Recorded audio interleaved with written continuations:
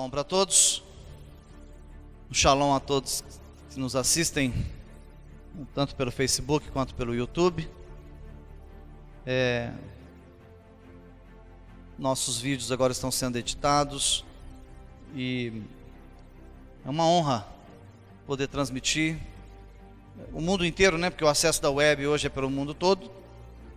Eu tenho recebido mensagens de vários lugares do mundo e permita que a palavra venha surtir efeito nas vossas vidas. Esse é um tema que é muito discutido, porque a partir do nascimento de Yeshua, como homem na terra, começou-se um processo de uma nova etapa da Bíblia Sagrada, do Tanar, chamada Brit Hadashah, que é a nova aliança. E a nova aliança, ela trouxe alguns parâmetros para facilitar a interpretação do Tanar e da Torá. Devido a manipulações na tradução dos textos, às vezes eu frequentamos tantos anos igrejas e pelos textos terem tido inserções, houve remoção de algumas palavras e inserções de outras palavras. Eu quero comentar um pouquinho sobre isso hoje, para que você comece a entender um pouco melhor como é difícil você entender as Escrituras nos nossos dias. É por isso que cada ministério, ele trabalha num perfil, trabalha numa direção. E muita gente está equivocada concernente à Bíblia. Não é longo, eu vou tentar ser bem objetivo, mas eu quero que você tenha toda a atenção voltada para os versículos que nós vamos citar. Se você quiser tirar fotos aí, estudar em casa, mas obviamente você pode chegar em casa depois acessar, que além da transmissão ao vivo, amanhã, a partir das 15 horas, já sai a edição, já sai o vídeo editado, ok? Lei e graça. Vamos estudar no livro de Mateus, capítulo 5, versículo 17, Romanos 2, 13, Tiago 1, 25. Mas eu acredito que vamos passar por alguns livros ainda da Bíblia, mas com bastante objetividade, para trazer esclarecimento para você, o que significa viver na graça. Eu não vou abordar tanto a graça, mas uma coisa que você precisa entender: não existe graça sem a lei. A graça foi feita só para quem pratica a lei. Mas eu aprendi, de onde eu vim, que só a graça me basta. Eu estando na graça, eu estou completo. Eu não preciso de mais nada, posso esquecer o restante. Por isso que as igrejas focam nos evangelhos. A maioria das igrejas trabalham nos 4 evangelhos. Pregam e ensinam em cima dos evangelhos, esquecendo toda a parte que vem lá atrás na retaguarda, que é o alicerce de toda a Bíblia, que é a Torá, os 5 primeiros livros, que são os escritos e os profetas.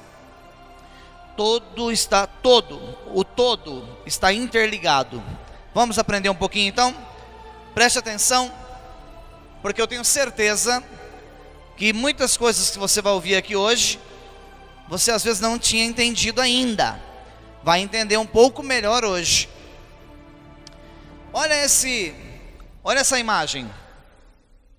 O maior problema que enfrentamos é a desjudaização e descontextualização antinomista e antissemita.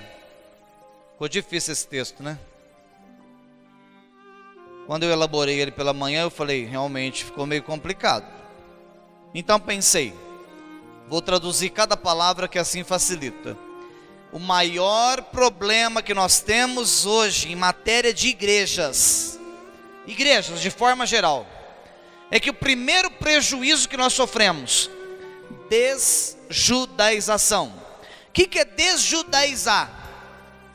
A Bíblia foi escrita de judeus para judeus. A linguagem é na língua judaica.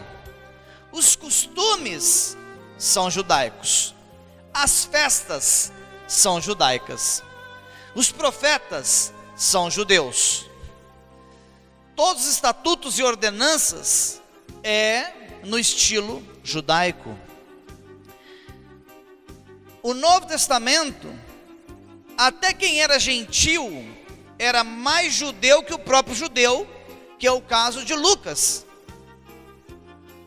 Quando eu fiz meu primeiro seminário, que eu gastei 3 anos, meu primeiro seminário judaico, pelo Messianic Genesis Bible Institute, eu aprendi o seguinte, que Lucas, sendo um gentio, era mais judeu que os judeus, porque ele fez questão de escrever o livro de Lucas. A princípio ele escreveu em hebraico.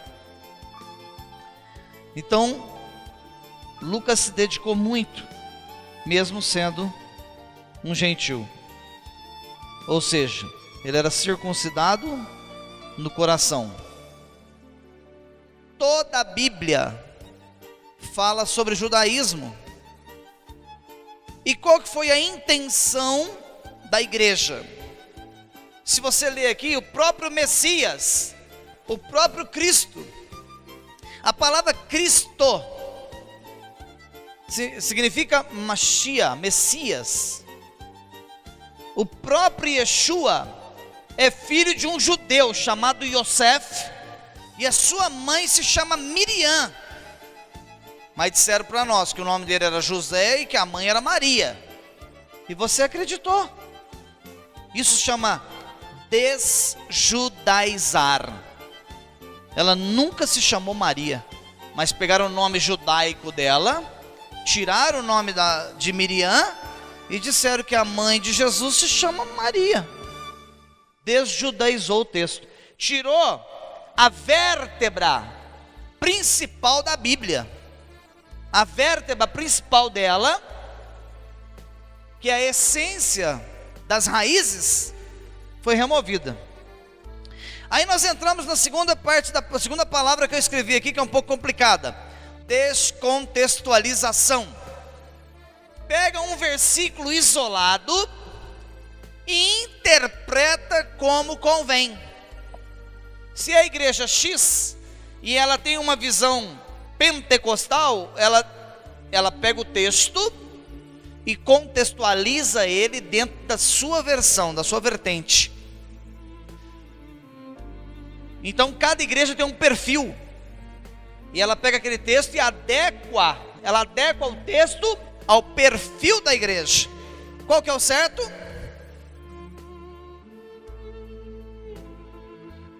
É o contrário. É eu pegar o texto e adequar a igreja ao texto, e não adequar o texto à igreja. É invertido, são inversões de valores. Descontextualizar é eu fazer uma ministração e não provar no sistema judaico. O sistema judaico é feito em 4 camadas, chamado de drash, correlações. Um versículo, se eu leio um versículo em Gênesis, em Bereshit, eu tenho que provar ele lá nos profetas, lá em Samuel, em Zacarias, em Jeremias.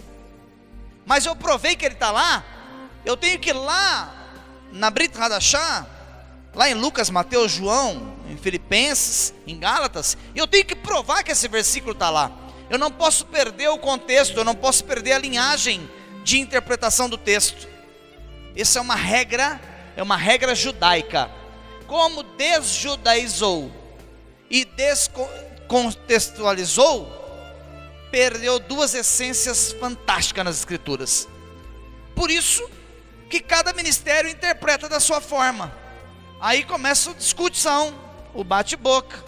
Não é assim, você interpretou errado, isso não existe, não é bem assim. Vamos agora para a terceira palavra que eu coloquei nesse texto aqui em cima: antinomista. O que é antinomista? É o anti-lei, anti-torá.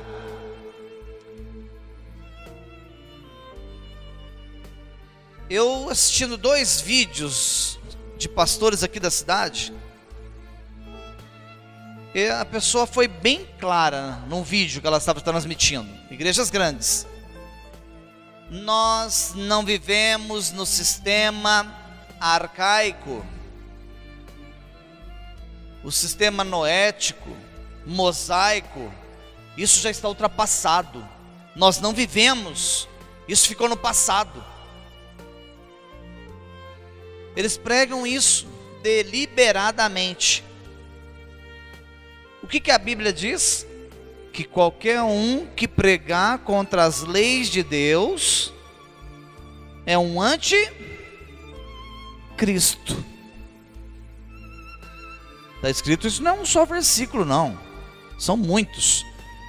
Como não era meu foco, ou seja, mesmo estando dentro do contexto, não tinha como eu abordar todos os versículos. Pregou contra a Torá, pregou contra Moisés. A Bíblia é bem clara, é um anticristo. Antissemita. Antissemita é contra a raiz do Messias. E Yeshua, Jesus, ele é filho de Noé. Noé teve um filho chamado Shem. Olha que coisa tremenda. Noé teve um filho chamado Shem. Se eu pegar o nome desse menino e trouxesse esse nome para o português, Shem, traduzido para o português, significa sêmen. Olha o nome do filho, sêmen, semente. Por que Noé teve um filho que se chamou sêmen? Porque Deus disse: coloca o nome nesse menino de Shem, porque esse é o pai de Yeshua. Aí de 14 gerações para frente vem Davi, 14 gerações para frente vem o filho de Davi, que é Jesus, que é Yeshua. E Yeshua tem o DNA de Shem. Yeshua tem o DNA judaico, é um judeu, de pai e mãe. Se ele fosse só de mãe, tudo bem, mas a genealogia patriarcal dele vem de pai e mãe. Qualquer pessoa que pregue contra o Velho Testamento, chamado na linguagem popular de Velho Testamento, porque não tem nada que Deus fez que é velho. Na verdade, se você fosse chamar pelo nome certo, é o Tanar ou a Torá. Então isso eu quero a atenção de vocês.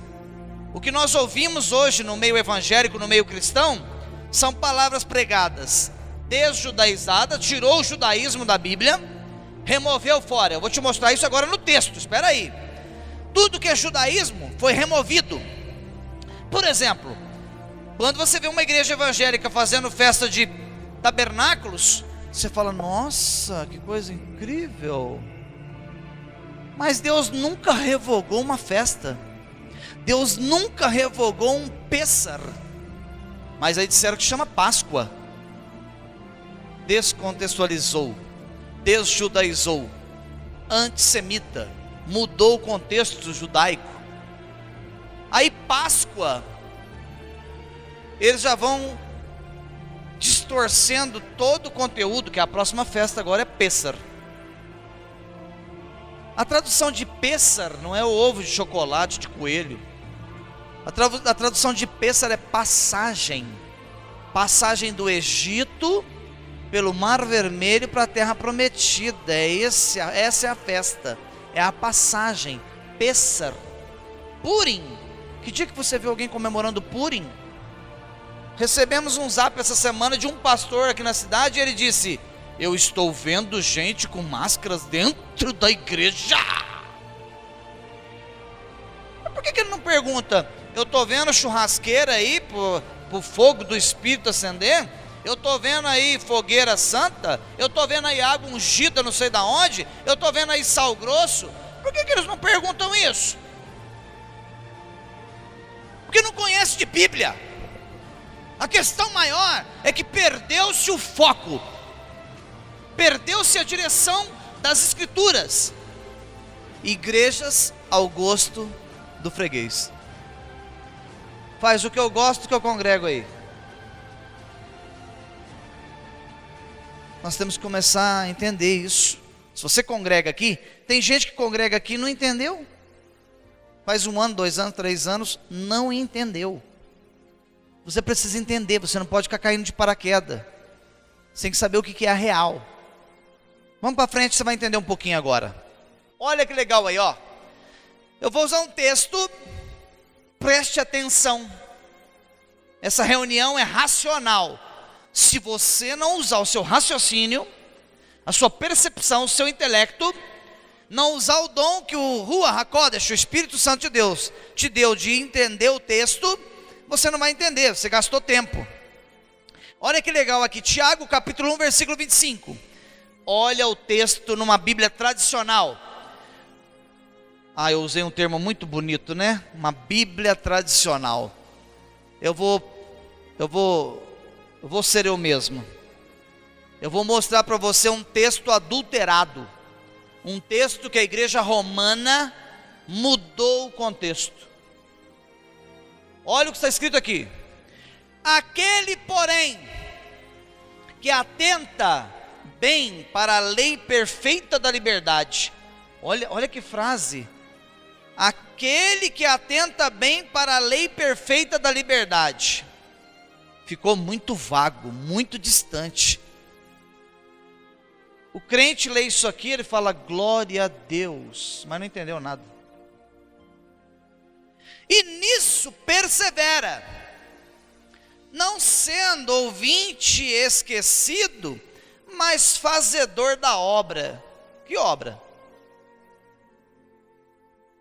Esse tal será bem-aventurado no seu feito. Olha que linguagem mais complicada, sem sentido, difícil interpretar, entender.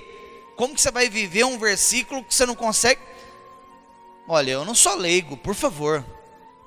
Eu dedico simplesmente 10 anos da minha vida a estudar. Eu imagino aquelas pessoas que não têm habilidade com a palavra, com os versículos, a dificuldade que ela tem quando ela lê um versículo desse. Agora vamos pegar um versículo. Esse é um versículo desjudaizado. Tirou a essência, a vértebra judaica do texto. Agora eu vou colocar a vértebra nele. Vou colocar a coluna espinhal no texto. Eu vou colocar aqui a essência, o DNA judaico no texto. Então vamos lá. Preste atenção agora.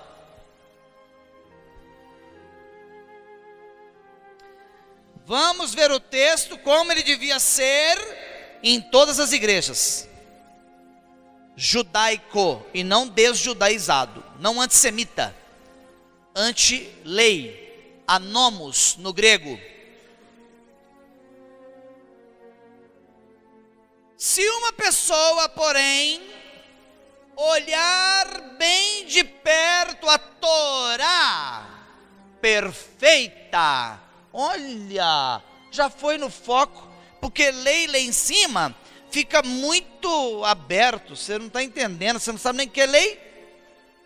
Os cristãos não sabem nem o que é lei, não sabem nem de onde surgiu essa palavra. Se você olhar bem de perto a Torá perfeita que concede liberdade, mudou o texto, mudou, a contextualização mudou radicalmente. E não se tornar um ouvinte que se esquece de tudo. Como é que foi a pregação ontem? Rapaz, o poder de Deus! Senti fogo lá ontem. O que o pastor pregou? Sei não. Só sei que estava lindo. Estava no fogo, no poder. Que fogo, que poder, não entendeu nada, não ouviu nada, não sabe nada. Está mentindo para quem? Esse crente está enganando quem? Ele mesmo. Irmão, o que foi pregado lá ontem? Ontem foi pregado Jeremias 14, 22, uma palavra profética de restauração de vida. Então você prestou atenção. Claro, o que é isso? Eu saí de lá restaurado. Sai agora, pergunta aos seus parentes que foi no culto hoje, em qualquer igreja. Pergunta para eles o que foi pregado lá. depois dos 15 versículos, louvor que foi cantado? Pergunta para eles, se eles vão lembrar o que foi pregado lá. Vamos parar de ter uma vida superficial, maquiada. Ou vive, ou fica perdido, está perdido. Sabe o que eu acho pior? É o perdido dentro da igreja, não é o perdido no mundo. É o cego dentro da igreja, que a palavra de Deus diz cegos guiando cegos. É uma multidão de cegos guiando uma outra multidão maior ainda de cegos. E a Bíblia fala, ambos cairão no buraco. O buraco é a entrada do Sheol. Olha o texto. E não se tornar um ouvinte que se esquece de tudo. Eu tenho certeza que se eu sair perguntando de Purim aqui, se não todos que estiveram em Purim, se eu sair perguntando, você vai falar assim, é a festa da rainha Esther. É uma palavra sobre Pur, é sobre sorteio, você vai saber muita coisa sobre Purim. Porque você viu, participou, presenciou, você sentiu a palavra sendo ministrada exatamente como ela é. Mas alguém, você não pode se tornar um ouvinte que esquece de tudo, mas alguém que pratica a obra que ela requer. Ela quem? Pratica a obra que ela requer. Ela quem? Agora vamos no versículo de cima. Aquele, porém, que atenta bem para a lei perfeita da liberdade, e nisso persevera, não sendo ouvinte esquecido, mas fazedor da obra, esse tal será bem-aventurado no seu feito. Hã? Como? O que está falando aqui? Eu custo entender esse versículo de cima. Muito vago. Onde é que desjudaizou? Tirou a palavra Torá, colocou lei. Olha lá. Pegou a frase que atenta bem para a lei perfeita da liberdade, atenta para a lei perfeita da liberdade. Ficou muito vago, muito distante. Mas aqui está dizendo, olhar bem perto a Torá. Oi. Oiê. Olhou bem perto? O olhar bem perto, aqui não é só literal, você prestar atenção de pertinho, não. Olhar de perto é você comer o que está escrito ali, mastigar. Vai descer lá para o seu estômago. Vai fazer a digestão e vai descer para suas artérias. Você vai ter a palavra aqui no sangue. É isso que está falando aqui. Mas alguém que pratica a obra que ela requer, este será muito abençoado em tudo o que... Espera aí, que Tiago, na versão judaica, está dizendo? Que todos os crentes serão muito abençoados. Se praticar o quê? A Torá. Mas aí o pessoal lê o versículo de cima e fala, irmãos, está todo mundo na graça. E Yeshua já cumpriu os mandamentos. O homem não tem condição de cumprir mandamentos. Como se Yeshua tivesse vindo divino aqui na terra. Divino ele é. Filho de um divino. Do Deus Altíssimo. Divino. Nós estamos cansados de saber disso. Mas quando ele veio na terra e nasceu 100% homem. E você tem que ouvir ainda uns pregadores falar que era 100% homem, 100% Deus. Esse cidadão precisava fazer matemática, voltar para o terceiro ano, quarto, quinta série.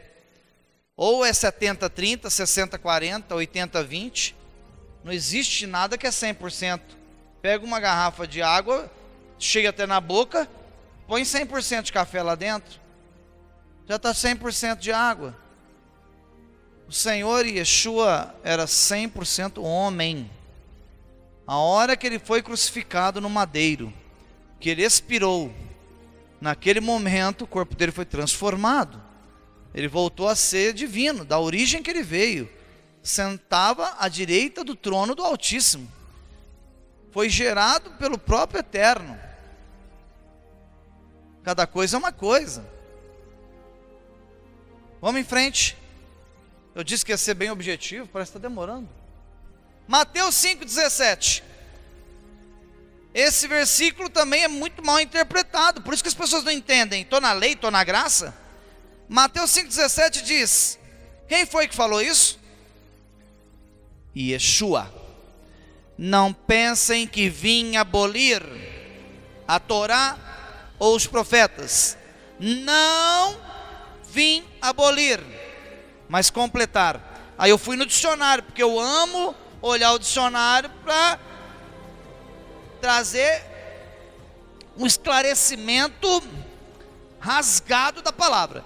A palavra abolir no dicionário da língua portuguesa significa tornar extinto, anular, revogar, tirar. Então vamos traduzir a palavra no dicionário da língua portuguesa.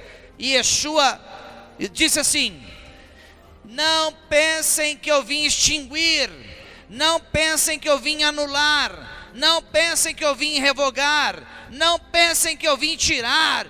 Tudo está ativo, a lei está ativa mais do que nunca. Eu não estou tirando, não estou revogando, ela está ativa. Se pudéssemos inserir aqui, eu diria, Yeshua podia ter falado aqui na linha de baixo. Se ele quisesse fazer um resumo do Novo Testamento, ele podia inserir aqui na linha de baixo: eu não vim abolir a Torá e os profetas, não vim abolir, mas completar. E vou dificultar um pouco mais. Podia escrever. Porque antes, adultério, se o homem fosse pego num ato de adultério, era um adultério consumado. Tinha que deitar com a menina para cometer o adultério. E Yeshua pega e fala assim: digo-vos, tão somente. Na linguagem judaica está escrito assim, ó: se desejares ardentemente uma mulher, cometeste adultério com ela. Esse é o pior adultério que existe. Pior por quê, pastor? É o mais grave? Não, é o mais bobo. Você olha, deseja, não põe a mão e ainda dança. Ah, que bobagem que é essa? Aí você olha, que gata. Eita, trem ajeitado. Caiu em adultério sem pôr a mão. Você é ruim pra lá, não sentiu nada, não viu nada, não apalpou. Me ajuda. Isso é o pior que tem. Então o que ele disse? Eu não vim abolir. Não está extinto, está ativo. Está funcionando como sempre funcionou. Mas eles pegam e dizem: não, o Senhor aboliu. Cumpriu-se tudo em Jesus. Cumpriu. Como cumpriu, irmão? Vamos em frente para nós terminarmos. Mateus 5,18. Sim, digo a vocês, até que os céus e a terra passem. Já passou? Se tivesse passado, você não estava aí sentado na cadeira. Até que os céus e a terra passem, nem mesmo um Yud. Yud é a menorzinha letra do alfabeto hebraico, parece uma vírgula. Ou um traço da Torá passará. Nem mesmo o Yud, nem um traço. Enquanto a terra não passar, enquanto não acabar esse projeto, não. O que ele diz? Nem mesmo o Yud ou um traço da Torá passará. Não. Até que todas as coisas que precisam acontecer tenham ocorrido. Já aconteceu o arrebatamento? Já aconteceu o apocalipse? Já entrou no milênio? Não? Então está tudo ativo. Só que você ficou 20 anos na igreja escutando que você estava na graça. Que isso aqui não existia mais. Como se está escrito? Que está tudo ativo, está tudo funcionando. Se você pregar isso no altar de uma igreja, nunca mais eles deixam você subir no altar. Vão falar que você é herético. Onde? Que misericórdia! Aqui em Franca nós somos chamados de heréticos. Ah, ouvi um termo essa semana legal.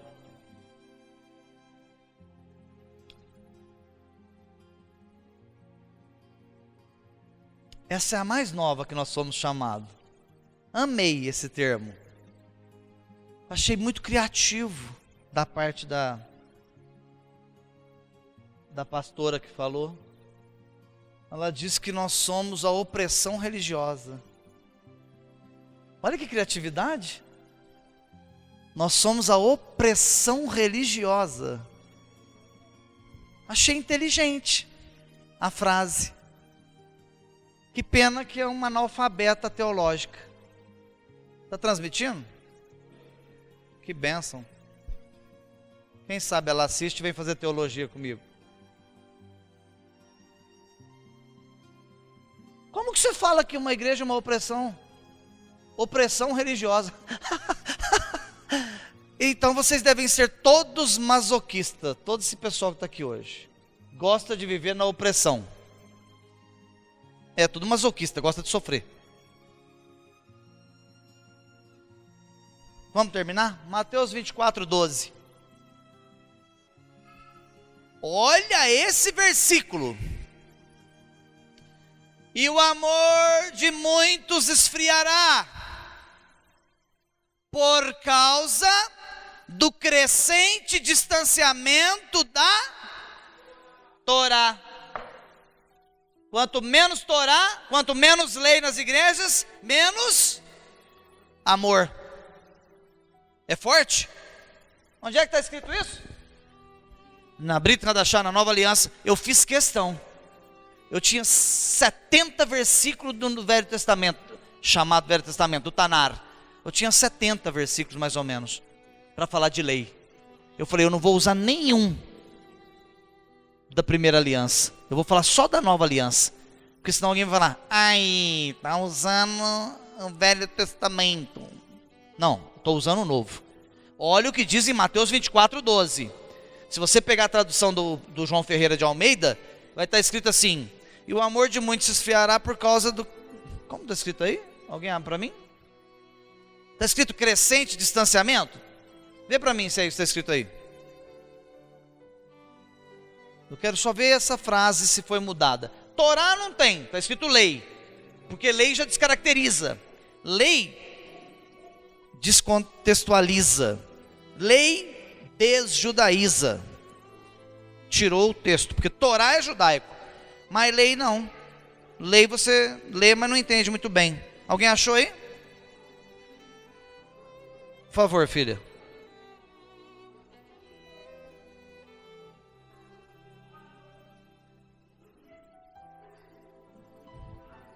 Olha, obrigado. E por se multiplicar a iniquidade. Com todo respeito, não desmerecendo ninguém que está presente.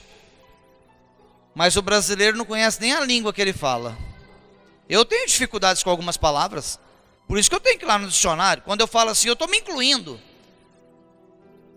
Olha o termo que usou ali. Qual que é a palavra mesmo?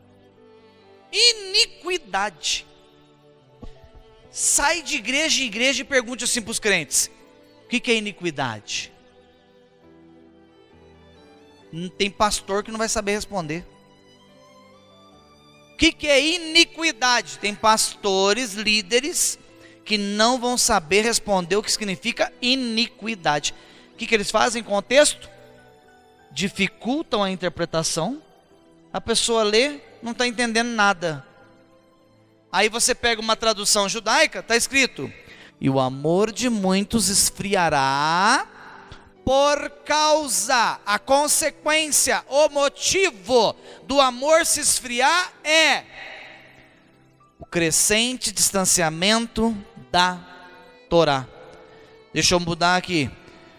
Das mitzvot, das leis de Moisés. Se quisesse escrever lei aí na tradução João Ferreira de Almeida, tinha que escrever lei de Moisés. Assim ficaria bem evidente. Eu acho que nós vamos terminar por aqui, ó. Mateus 19:16.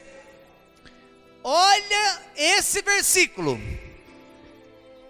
Eu vou passar ele para você na versão judaica, para você entender. Eu vou ensiná-lo judaicamente falando. Mateus 19:16. Um homem se aproximou de Yeshua e lhe disse: Rabi, alguém abre o texto aí para mim? Alguém abre aí para mim? Na versão João Ferreira de Almeida. Só para me esclarecer uma curiosidade. Alguém já abriu? Ana Cláudia? Judaica. Alguém abriu? Mateus 19:16. Rapidinho. Por favor, filho. Lê para mim aí.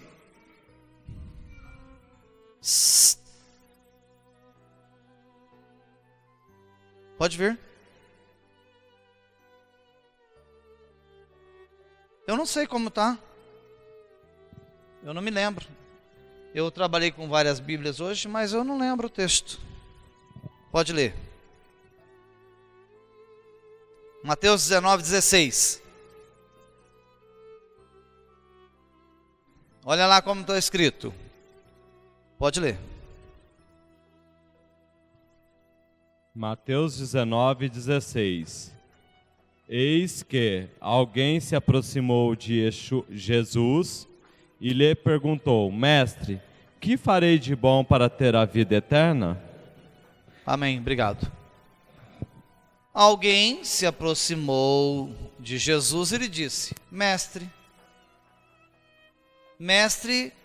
desjudaizou. Ele era um mestre, mas o nome não é mestre. O nome é Rabino. O que Roma fez? Foi lá e tirou a palavra rabino e colocou mestre, porque você vai entender mestre. Como nós não temos muita habilidade com a língua, você lê mestre para você, mestre é um sábio, um cara inteligente. Não, ele não era simplesmente um cidadão inteligente. Ele era um rabino. Não vai entender, porque a gama é muito grande para a tradução na portuguesada. Então agora no termo original, o rapaz que se aproximou dele, um homem se aproximou de Yeshua, ele disse: Rabi, Rabino, olha a pergunta deste homem. Que boa ação deverei fazer para ter a vida eterna? Segura aí a pancada. Se eu fizer uma pergunta dessa para um evangélico, o que eu preciso fazer para ter a vida eterna? Nada, é de graça. Você já está salvo, filho. Fica de boa. É pela graça, só pela graça. É mesmo? Pergunta. Não precisa acreditar em mim não, sai perguntando aí, manda um zap para os pastores que você conhece, para os amigos. É de graça, para quê? Não preocupa não. Vamos ver se Yeshua disse para ele que é de graça. Vamos ver a resposta do rabino Yeshua. E Yeshua lhe disse: por que você me pergunta sobre o que é bom? Há somente um que é bom. Se você deseja obter a vida eterna, vai para casa dormir, filho. Você já está na graça, está salvo. Para que se preocupar? Não foi isso que Yeshua falou para ele? Não. E por que não pregam isso nas igrejas? Por que eles distorcem? Por que eles escondem isso das pessoas? Por que eles não falam rasgado o que é que está escrito no versículo? Porque foi descontextualizado, desjudaizado, foi usado o antissemitismo, o anti-Torá, o anticristo, anti-lei. Olha o que Yeshua disse para ele explicitamente. E Yeshua lhe disse: por que me pergunta sobre o que é bom? Há somente um que é bom. Se quer obter a vida eterna, obedeça a Torá.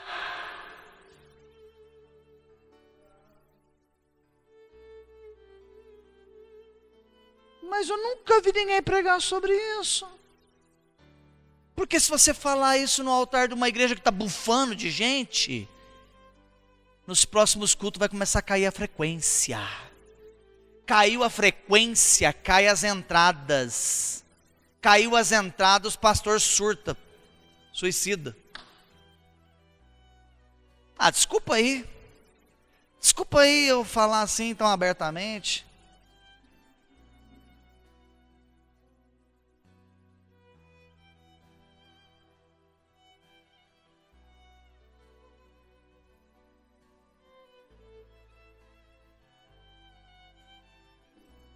Você quer ter vida eterna, filho? Sim, mestre. Rabino, eu quero ter a vida eterna. É mesmo, meu filho? É. Cumpra a Torá. Mas não é pela graça? Eu vou voltar lá atrás. A graça só alcança quem é cumpridor das leis. Eu comecei assim a minha ministração. Se o cidadão não é cumpridor das leis, a graça não alcançou ele. É forte. É forte com força, gente. Se você estiver refletindo o que eu estou falando aqui, é muito bruto. Mas vamos em frente. O homem insistiu, dando uma que não estava entendendo. Olha o que ele fala no versículo 18. O homem perguntou: quais, Rabino? E Yeshua, muito calmamente, estilo Roche Marco, ele olhou para o menino e falou assim: menino não, homem, não mate. Diga para mim, não mate é lei? Não adultere, é lei. Não furte, é lei. Não dê falso testemunho, é Torá.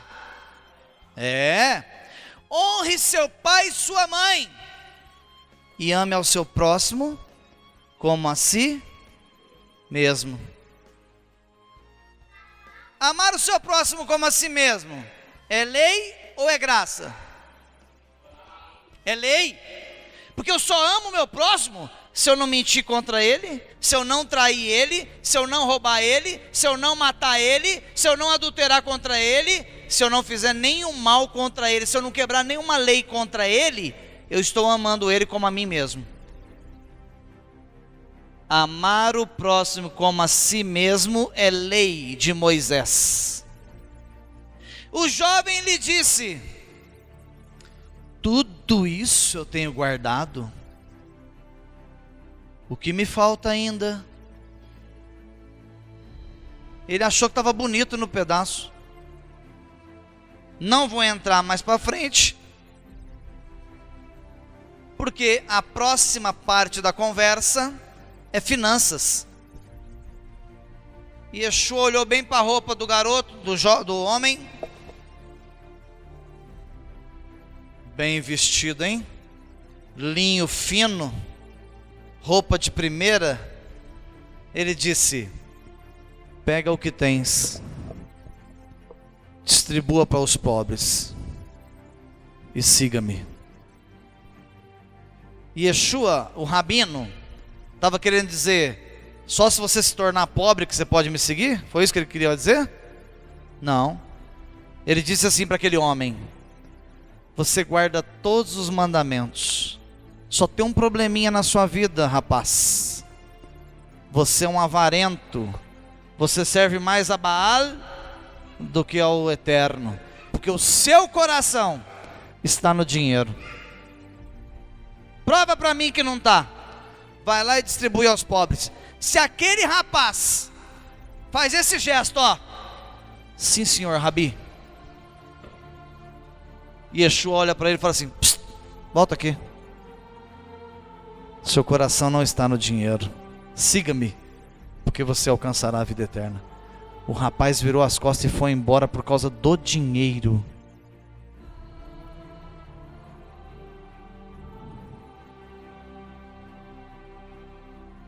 Exatamente, sabia que ele tinha uma avareza no coração. Se tem uma coisa que a Bíblia fala que vai destituir muita gente da vida eterna, é o amor ao dinheiro, o apego ao dinheiro.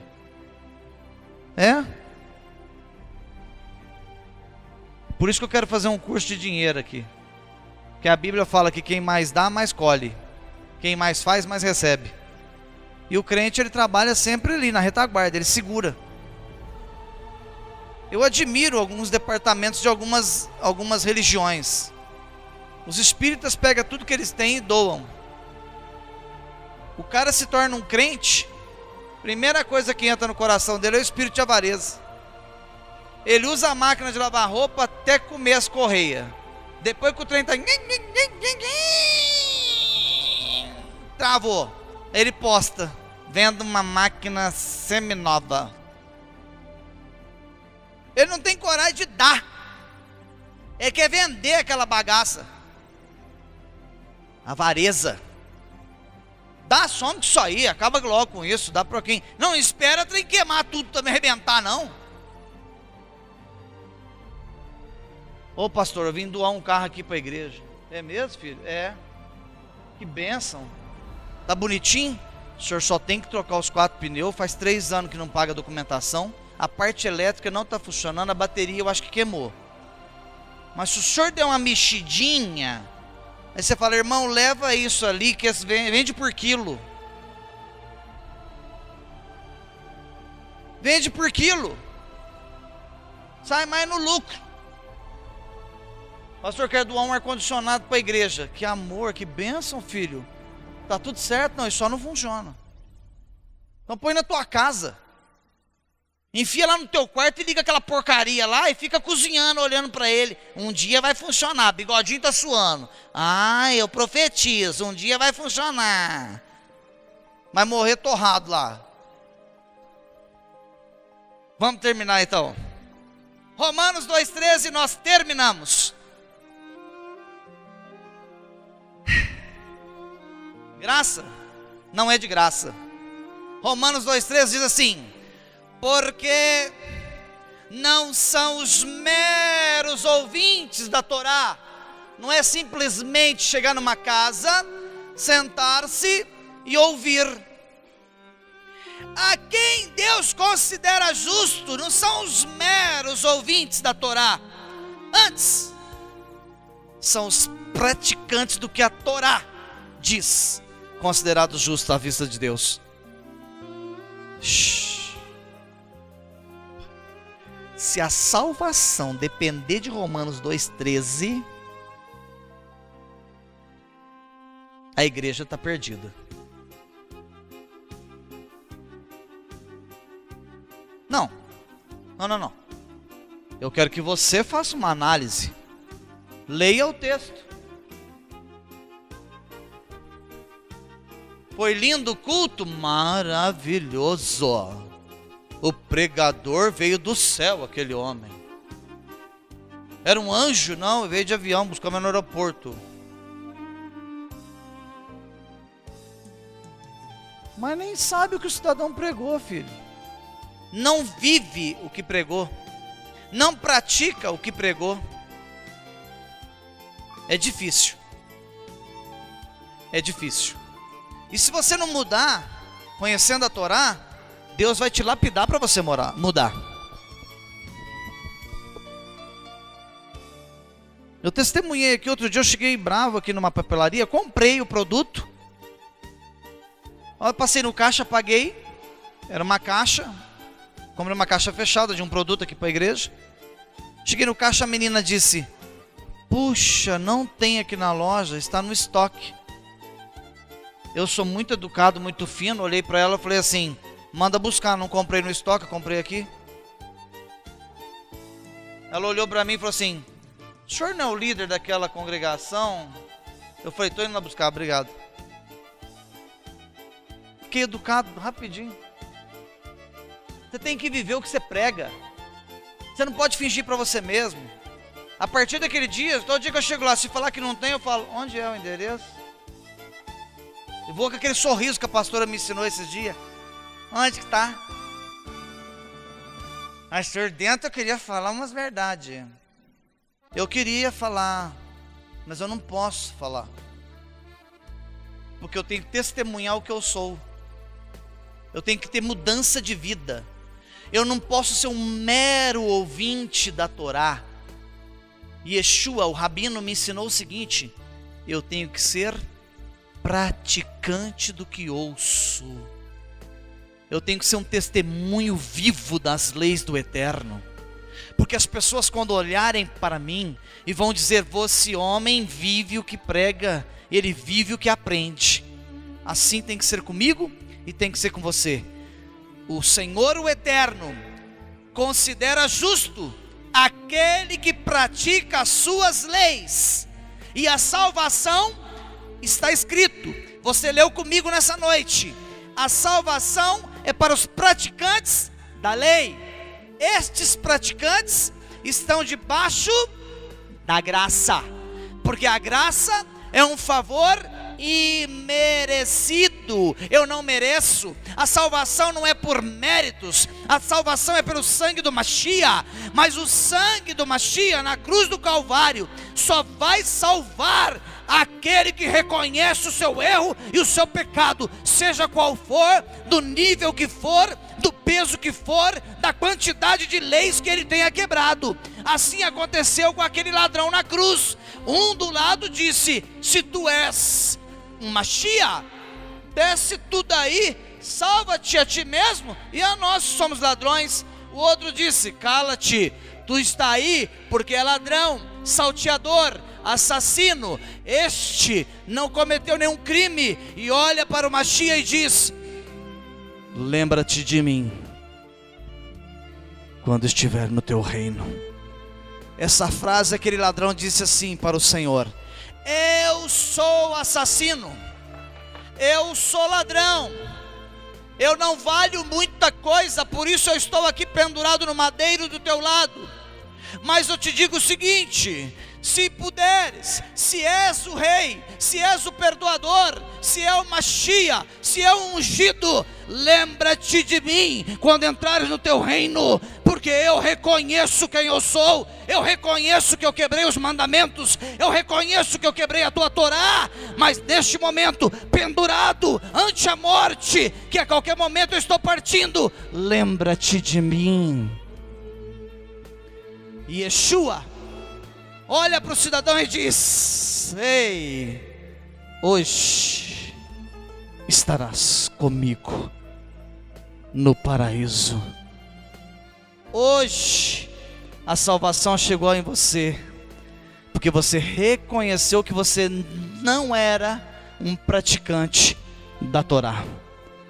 O Senhor quer que você simplesmente reconheça, ouça e viva.